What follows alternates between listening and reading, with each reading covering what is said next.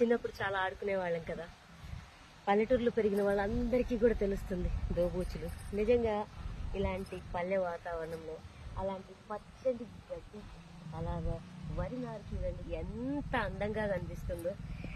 భూమి అంతా కూడా పచ్చ చీరను కప్పుకున్నట్లుగా ఉంది. పైన ఆకాశంలోనేమో కొబ్బరి చెట్లు తల వంచి మనకి సంతోషంగా వచ్చి ఆ ఆనందాన్ని పంచుతున్నట్లున్నాయి. కోనసీమ అందాలు అసలు మామూలుగా లేవు.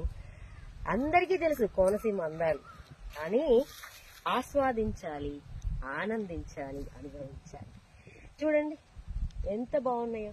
అసలు ఇక్కడ తీయడం అనేది మామూలు విషయం కాదు. ఇది అందరికీ తెలుసు, అందరికీ తెలుసు, అందరికీ తెలుసు ఎంత అందంగా అనిపిస్తుంది. ఇలా చూడ హాయిగా ఆనందంగా ఆడుకుంటూ చిన్నపిల్లల్లాగా అనిపిస్తుంది. ఈ రోజు మొత్తం నేను చిన్నపిల్లలు అయిపోయాను అనుకోండి కదా. చిన్నపిల్లలా ఆడుకున్నాం. ప్రకృతి ఒడిలో ఎప్పుడు మనం పిల్లలమే.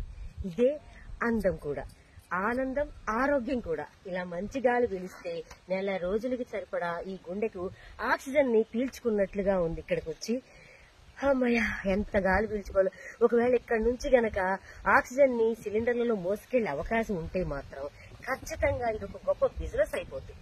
నాకు తెలిసి ఈ ఐడియా నేను ఇచ్చానని ఎవరైనా కాపీ కొట్టారంటే నేను చెప్పలేను, కానీ నిజంగా నిజంగా నిజంగా చాలా చాలా చాలా చాలా హ్యాపీ హ్యాపీ హ్యాపీ హ్యాపీ.